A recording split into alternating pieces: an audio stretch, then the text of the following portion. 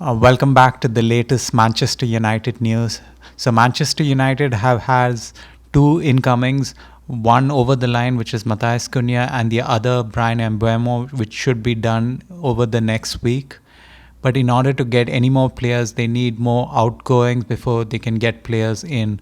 And so let's discuss the three main outgoings, which I think will happen this summer, which is Garnacho, Sancho, and Rashford. And then we'll finally finish off with some other related Manchester United news. So let's start with what Rob Dawson from ESPN had to say about the general situation at Manchester United. This is what he said. He said Ruben Amorim is keen for a fresh start this summer after 6 months of firefighting since his appointment in November. That means having new signings ready and available ahead of the preseason tour of the United States next month. This is what every manager who comes to Manchester United has to deal with. I mean, it's not just about coaching football, but it's also about managing the personnel. And just like his predecessor, Eric Ten Hag, Ruben Amorim is stuck doing the same thing, just trying to get the bad apples out of this team and trying to get the good players in. And he is fighting with the management to try to get these players out, just not only just so that the sales go through and then he gets extra cash to get these new players, but also he just doesn't want them around the team. These are bad influences to the current players, and he wants to get them out as soon as possible. So this is what more Rob had to say. So MUFC have 6 weeks before their US tour to resolve the futures of Sancho, Rashford, Antony and Garnacho. If deals aren't settled by then, Amorim faces a tough decision. Bringing them along risks distractions, while leaving them at Carrington could weaken the club's bargaining power with interesting clubs.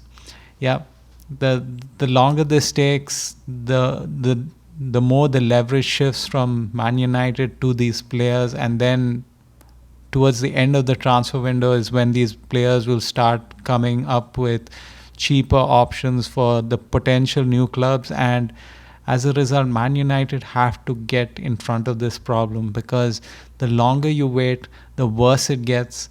And these three players especially, there's no way they can come back to Manchester United. So let's start with Alejandro Garnacho and see what's the latest on him. So this is what Fabrizio had to say. Alejandro Garnacho will leave Man United this summer, confirmed on both the player and club side. Staying in the Premier League is a serious option with 3 clubs interested, as well as Leverkusen and Italian clubs. So there is no doubt about Alejandro's talent. I think even Man United appreciates his talent. It's just that what's beyond the talent is what Man United has concerns about. He has a big attitude, and he thinks like Ronaldo, but he doesn't play like Ronaldo. So as a result, I think he would have a place on this team if he was just put his head down and go to work. Even though his performances have been good, I mean average, above average I would say, but not good enough. But there's still a lot to improve on, and if he would just put his head down and work, I think he would be a good backup, especially now that Matthias Cunha has come in and he's probably taking his place. But I mean, all his interviews, his tweets, his brother's interactions on social media makes it such a bad situation all around that you need to get rid of him. But luckily his contract situation and his wages allow Man United to move him on, and they have a good negotiating power over that. So where does Garnacho possibly leave? So there was one from the Sun Football which said that Alejandro Garnacho has been told he can find another club, and Al Nassr hope a chance to join his hero Cristiano Ronaldo tempts him. There is also Saudi interest in Jadon Sancho. And this is from the Sun Football. I don't think this is going to happen. I think he's going to stay in Europe and try to establish himself as a world-class player and possibly fight for his place on the Argentinian national team. So I don't think he's going to go to Saudi Arabia. I just don't think any news put out by the Sun is worth reading. But hey, I have to mention it. Um, this this is what one of Man United's former coaches had to say about Alejandro Garnacho. Yes, he is a young lad, but in terms of personality, there are some things that are not right with him, and that is bad for the club. You can see that in his performances and his lack of consistency. He is a young player who's good value. So if they offer him any kind of money, they should walk away, because he will not live up to his potential at Old Trafford, and it could free up money to spend elsewhere. This is the former United coach Rene Merlenstein. Yeah, as he has mentioned, it's not about his talent, it's more about his attitude, and it doesn't look like it's going to work out. So it's about time to move on. Fabrizio did mention that Alejandro and Aston Villa is one to watch. Man United still value him at £60 million, and he also said that Bayer Leverkusen are interested in Garnacho, but financially it's a very difficult deal for them. Yeah, Man United should not be selling him on the cheap, so just hold out for good money, because you don't have to sell him. You would like to sell him, but you don't have to sell him. Just wait it out. And unfortunately, Garnacho is one player you can probably bring back for the preseason and make him go through preseason, and hopefully you can make it clear to the other clubs who are interested in him that, hey, if we don't get a decent price, he's not going anywhere. He's probably going to come back and play for this team. So that's one positive of this. But I mean, his interview after the Europa League final, and then the leakage of Amrin's comments to Garnacho in the dressing room, all doesn't make it look like he's going to play again for Manchester United, but we shall see.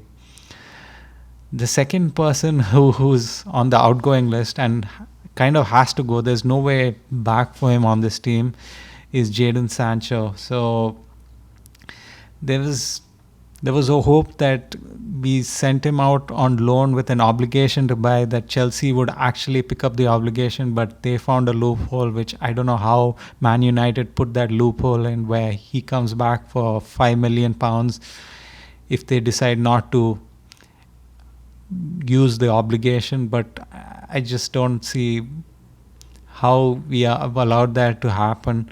But it all comes down to one thing, which is his wages. And that seems to be a problem between Jadon Sancho and potentially any new club. So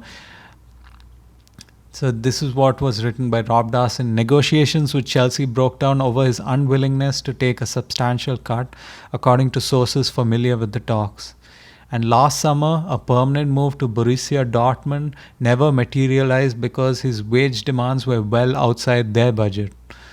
Sources have told ESPN that there is tentative interest from West Ham United, but he would smash their wage structure, which leaves United facing the prospect of having to sanction another loan move while paying a portion of his salary, or coming to an agreement to settle the last year of his contract.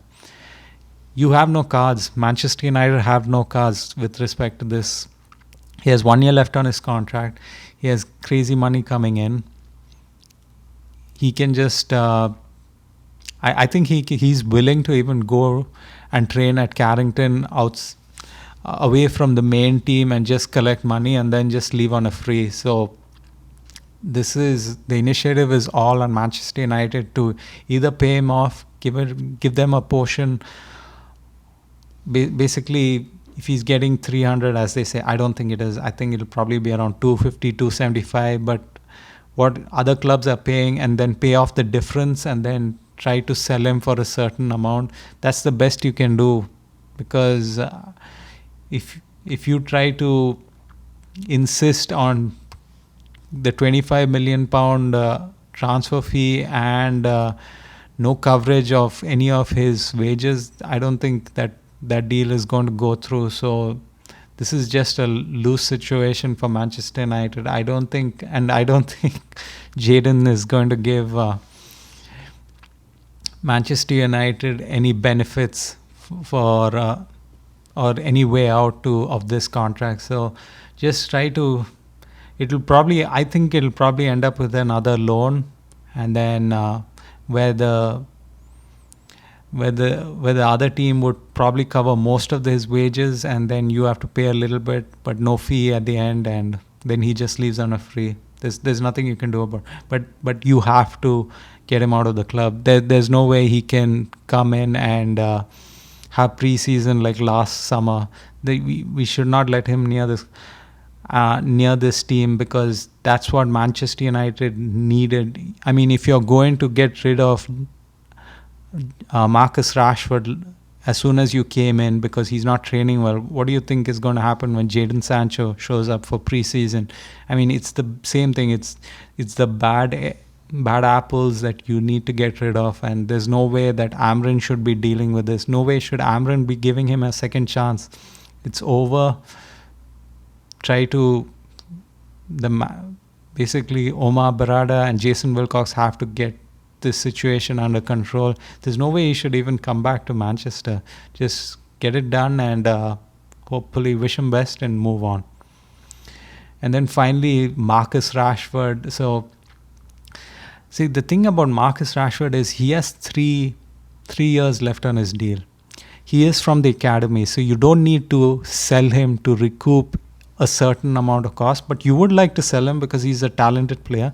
He's also been called up by Thomas Tuchel to the England squad, and there's the World Cup coming, so he probably wants to play, just like what he did last time in 2022, which was the World Cup year, where he wanted to play in the World Cup, but he also was in a contract year at Manchester United, so that's when he shows up. So I think he will show up this year. So this might be a year where either you can give it a loan with an obligation to buy, or try to sell him outright. But I don't think you have to sell him. So don't go. So if somebody comes in with 25 million pounds at the end of the summer, say, hey, no, that's not going to work. But here's a loan possibly, because you can't pay him out. Because that's crazy amount of money just to get a player to not play for you and leave on a free. So I would just hold off. This is not a sale which has to go through. This can be a loan as well. Basically, you don't have many options, but you have to get rid of these players. These are the players who hold a team down. So there's no way that these players should come back. So this is what Rob Dawson has to say. Marcus Rashford spending another season on loan has not been ruled out by Manchester United. Rashford still has another 3 years to run on a deal that includes a salary of around £350,000 per week. I don't know if that number is right. It was enough to put off AC Milan in January after the Italian side informed the England forwards representatives they could only afford half. Aston Villa eventually agreed on a loan, but only because United reluctantly agreed to cover a portion of his wage. See, nobody is going to touch this unless Man United comes out and contributes a little bit to his wages, because it's just enormous. It breaks the budget of every team, unless Bayern or Real Madrid or hopefully Barcelona. That's the one which he wants, that team. Barcelona wants him as well, but let's see what happens. So given the size of Rashford's contract, coming to a mutual agreement to terminate isn't an option, while kicking the can down the road with another loan has not been ruled out. Yeah, you can't cancel the contract. He's on crazy amount of money, and Manchester United would have to pay that out. That's equivalent to paying for an average talented player in full. There's no way you can do that. You just cannot. He has to, either you send him out on loan, basically you take his a major chunk of his wages out of the wage bill, and then try again for a sale later on, and hopefully he produces, which he'll probably will. I think this is his year because it's a World Cup year, so he is going to produce. But so these were the three ones. So Garnacho, Sancho, and Rashford all have to leave, because if you don't get these three done, your other incomings, which is the big one, Victor Gyökeres, and then possibly a midfielder, all depends on getting these guys out, or at least getting them out on a loan where a majority of their wages are covered. So it's going to be tough, but this is what the next phase of the Manchester United transfer process is, before they can even go ahead and speak to the other incoming players, potential incoming players. And finally, this is the other news. So there are a lot of other news about players which have been going about yesterday. So this was according to the Mufcnews. Manchester United and Brentford are close to agreeing the overall fee for Bryan Mbeumo. Yeah, I don't think this is going to take long, but they still have to do the negotiations till they hit the right number. But I think it's going to happen. Brentford's not going to suddenly walk away, or Manchester United is not going to walk away. So I think this will happen. They might maybe more potential add-ons, or maybe change the terms. I don't know. But I think that'll happen. It's not worth even discussing. Then this was according to Sky Sports. MUFC and Lisandro Martinez are satisfied with his rehabilitation since the surgery, and the latest report confirms of no meniscus tear. That's good news. I just wish they would have mentioned when he would possibly come back, because I don't know if you'd give him some extra time, because he did come back from a knee injury before this present knee injury. And that was a long time, and then again this knee injury. So maybe they don't bring him back soon, let him recuperate, let him strengthen in the weight room, and then possibly get him back. But he's a important player. I don't think they're even looking at selling him this summer or even next. They'll probably just give him time, because Man United hasn't been linked to any players in the back three. So I think even though he's been out for such a long time, so I think they expect him to come back and start playing, and hopefully he comes back stronger. But with Lisandro, I don't know if it's a guarantee that he'll come back the same. So this one was from the Mirror. I don't believe this. So Thomas Frank has told Spurs he wants them to rival Manchester United for Bryan Mbeumo. Frank is set to be confirmed as Ange Postecoglou's successor next week, and is keen to take Brentford's in-demand forward with him to Spurs. Yeah, that's not happening. I just don't think so. First of all, Mbeumo wants to come to Manchester United. Why would he leave Thomas Frank at Brentford and then come to Manchester United and then see Thomas Frank go to Tottenham Hotspur and then decide, no, I don't want to go to MUFC, let me just go to Tottenham? That makes no sense. And plus, will Tottenham pay for at least 60-65 million pounds for Bryan Mbeumo? Possibly, but I just don't think it's happening. So this one was from Ben Jacobs, and it was aggregated by United Paper. So if Manchester United decide to sell Andre Onana, Aston Villa's Emi Martinez will be one of the names high on the list. I just don't think so. If Aston Villa is, first of all, he's on contract at Aston Villa.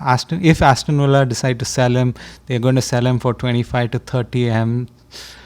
And I don't think Manchester United value him that much. And plus, he's not that good. I mean, you can spend your money more wisely and get another good keeper. I wouldn't do it, but I wouldn't be surprised if it happened. I didn't want Manchester United to spend 40 something on Andre Onana, but that happened. So who knows what will happen next? Let's see. So this one was from the Danish Scout. He said Patrick Dorgu completed the most progressive carries per 90, which was 4.38 of any under 21s defender in Europe's top 5 leagues last season. I mean, That's a good stat, but he does caveat with under 21s defender. So who knows how many under 21s defenders there are.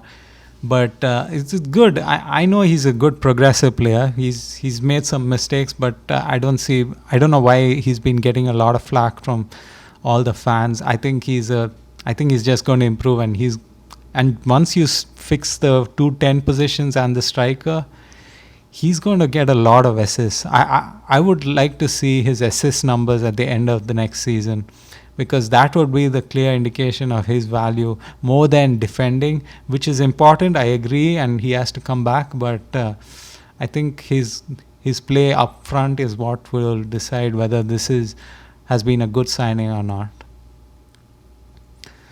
And then a lot of news sources had been coming out saying about Victor Gyökeres. Ruben Amorim will look to sign a number 9 after signing Matheus Cunha and Bryan Mbeumo. Victor Gyökeres is one of the forwards Manchester United are looking at. This was Sky Sports News.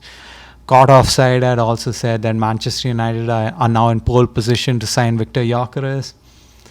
And Mail Sport have also said that Manchester United have pulled ahead in the race to sign Victor Gyökeres, with Sir Jim Ratcliffe offering Ruben Amorim a major transfer boost. So that's good that multiple sources, hopefully these are good sources, have picked up and said that. I think, as I mentioned in a previous video, that I think Ruben has spoken to Victor Gyökeres, and they have an agreement that, hey, this incoming is going to take some time, so just have patience. We just need some players to leave, and once that's done, then we should be able to come back and get you. So just hold on, and hopefully he does, because I think that might be one of the reasons why some of the other clubs have moved on to other targets and not focused on Victor Gyökeres, but we shall see. And finally, this one was about the goalkeeper situation. This one was, according to Le Repubblica via Foot Mercato, the French champions have set an asking price of 40 million euros for Donnarumma, which has surprised many considering how important the Italians have been to the recent success. Okay, so this is the thing. Whenever a PSG player or personnel are on the last year of this contract and they're trying to negotiate, then they get this information out that, hey, we are not happy, or this is the fees at which we are available, come get us. But none of it ever happened. So just this season, Nuno Mendes was trying to get his contract redone, and he was being linked away from PSG, but they managed to seal him down, get him to sign a new contract, and that was over. Then their sporting director was also in the middle of his negotiations, and he was linked to Manchester United as the new sporting director. That never happened. He got a new contract and he signed. Now this is the same thing. There is no way one of the richest club in Europe, PSG, is not going to sign Donnarumma, who was one of their best players in the Champions League run and possibly in the league as well. For 40 million euros, he's worth 100 million euros to PSG. There's no way they would sell him for that. And for what? Because they can go out to the market and get a better keeper. Who's out there that they can possibly go out and get? So I think this is a no-go. I don't think he's going anywhere. I don't think he's even. I think it's nonsense to even link him to Manchester United, because even if that 40 million euros was an actual quote from PSG, there's no way Manchester United can afford it. They can't afford a 40 million euro keeper again, because you have to sell Andre Onana for a decent price to even come close to that figure. So I don't think that's happening. So thank you all for listening. If you have any comments about any of this news, or if you want to hear about something, please let me know down in the comments. Also, please like and subscribe, because that helps other people find this content. Thank you so much.